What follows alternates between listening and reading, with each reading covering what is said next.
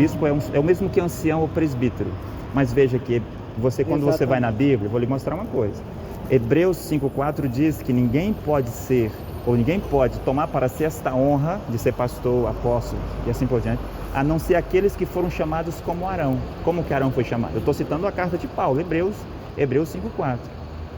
Arão foi chamado por meio de um profeta. Ninguém pode tomar para si esta honra, a não ser aqueles que foram chamados como Arão. Foi Moisés quem estabeleceu Arão. É aí que está o segredo, entendeu? Eu sou um apóstolo, mas eu não posso dizer eu sou apóstolo, ou outro apóstolo me dizer que eu sou apóstolo. Isso não existe. Ou um profeta menor me estabelecer como apóstolo. Eu estou falando sobre ministério, colocar eu no ministério.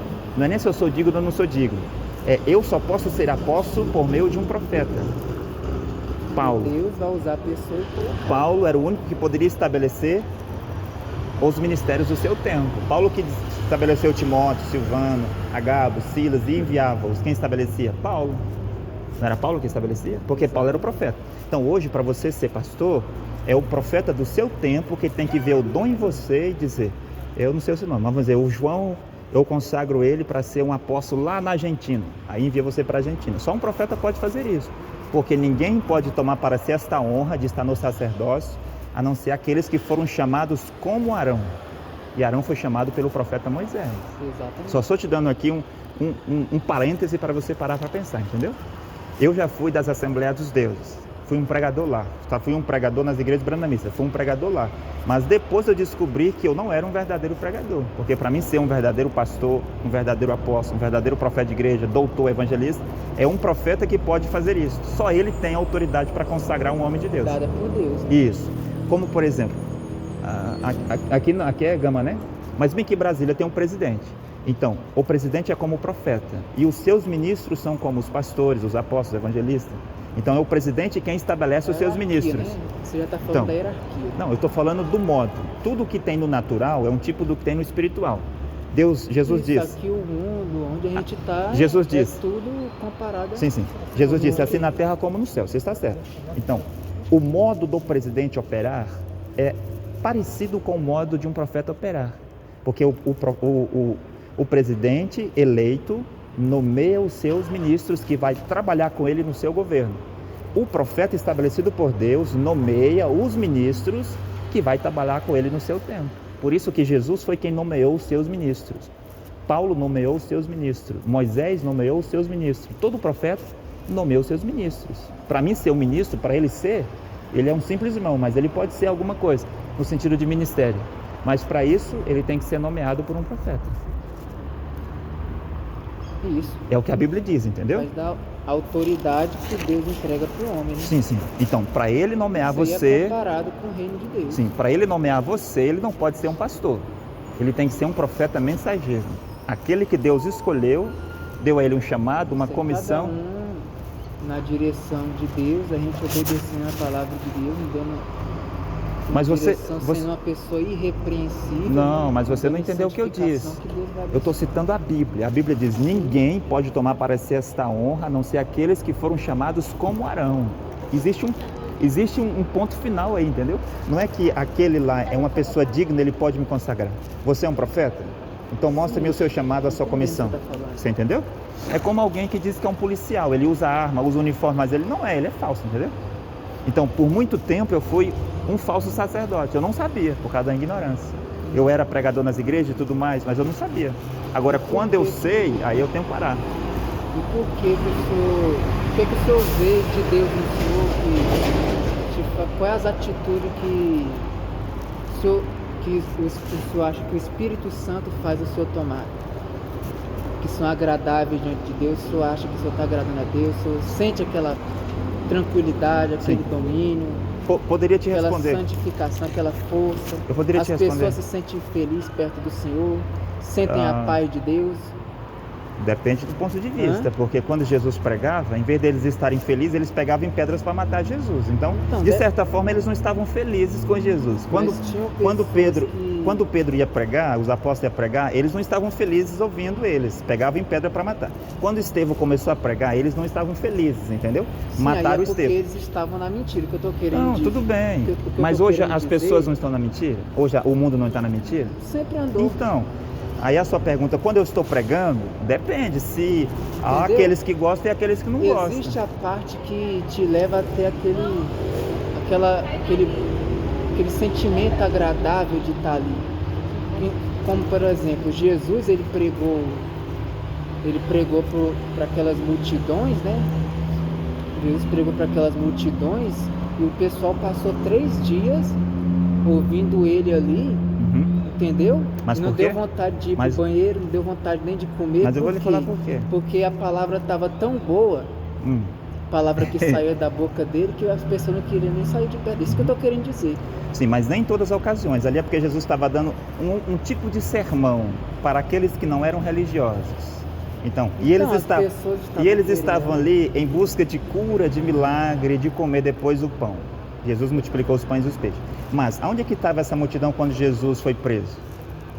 Então, a multidão que estava com Jesus. Ele já não seguia mais Jesus. Lembra dos 70 discípulos que Jesus escolheu em Mateus? Mas deixa eu te perguntar. Mas deixa eu te perguntar. Lá em Mateus 5, Jesus escolhe 70 discípulos, os consagra e envia de 2 em 2 para fazer tudo o que Jesus fazia. E eles fizeram.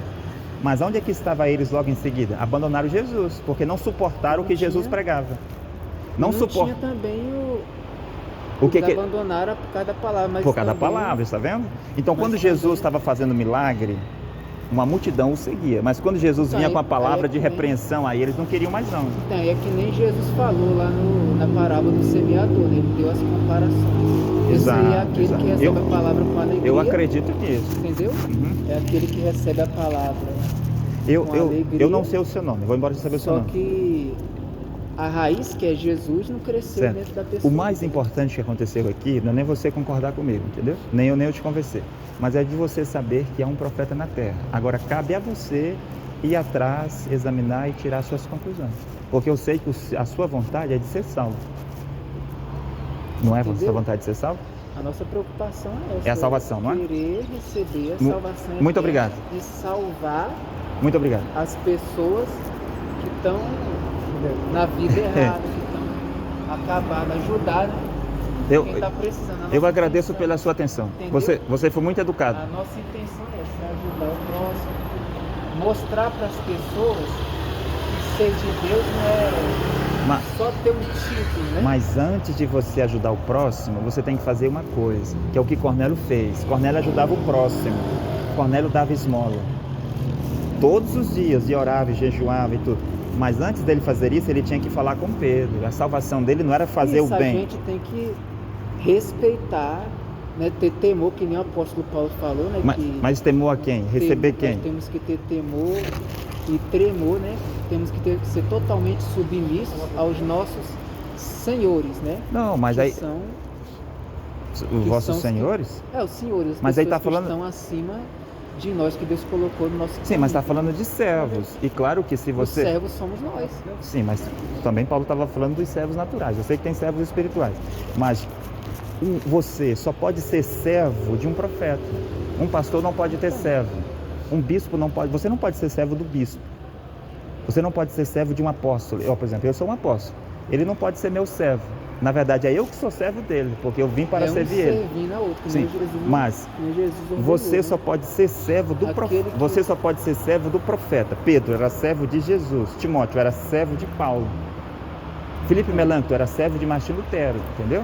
Então a primeira coisa, antes de você fazer, eu estou de acordo, tem que fazer o bem às pessoas, mas a primeira coisa é você receber o profeta que Deus enviou para você. É o que Cornélio tinha que fazer. Você acha o profeta, acha o profeta.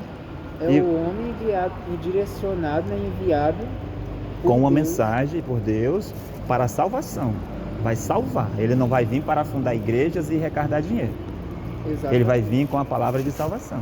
Então, por isso que Jesus falou, né, para os discípulos, né, não levar alforjes e etc, né? Ele falou para os discípulos não levar, né, as coisas, porque e etc. Os discípulos receberam alimento e tal. Então, chegou na casa, pelo ensinamento de Jesus, hoje, as igrejas não estão agindo diferente? Eles estão arrecadando muito dinheiro para construir os seus impérios. Então, isso está contra o que Jesus disse. Já é um sinal para você acender uma interrogação, uma luz vermelha. Está errado, porque se Jesus disse isso, por que os pastores fazem diferente? Totalmente diferente. É que nem Jesus falou, né? Que nos últimos dias o amor de quase todos esfriaria, não é? A Bíblia relata que existiriam muitos falsos profetas, etc. Falsos profetas. A igreja vai chegar um tempo que praticamente ninguém vai ter amor uns pelos outros. Exatamente, já chegou o tempo, né? Que eu estou falando de acordo com o que a Bíblia está falando. Que vai ver onde está as igrejas, está naquele site Reclame Aqui. Entendeu? As igrejas estão lá? Tá lá. Ah, Entendeu? Aí, Eu começo. entendi. então, Mas nós precisamos ir, foi um prazer. Eu penso que aí tem o nosso telefone, tá bom? Um dia que você quiser falar com a gente. Eu vou ficar em Brasília alguns dias. Eu vou evangelizar todas o possível aqui em Brasília. Se você depois quiser conversar pessoalmente, nós estamos à disposição. Tá bom? Deus abençoe o seu caminho. Deus de Felipe, obrigado. Amor, essa palavra de Deus gratuita. Obrigada. Aplicativo Profeta Caco Felipe Oficial. Para Android e iPhone. Fotos e vídeos, canções e pregações. Tudo sobre o Profeta Caco Felipe em um único aplicativo gratuito para você. Você ama Deus? Está em busca de salvação? Qualquer que seja a sua afiliação religiosa, o aplicativo Profeta Caco Felipe Oficial é para você.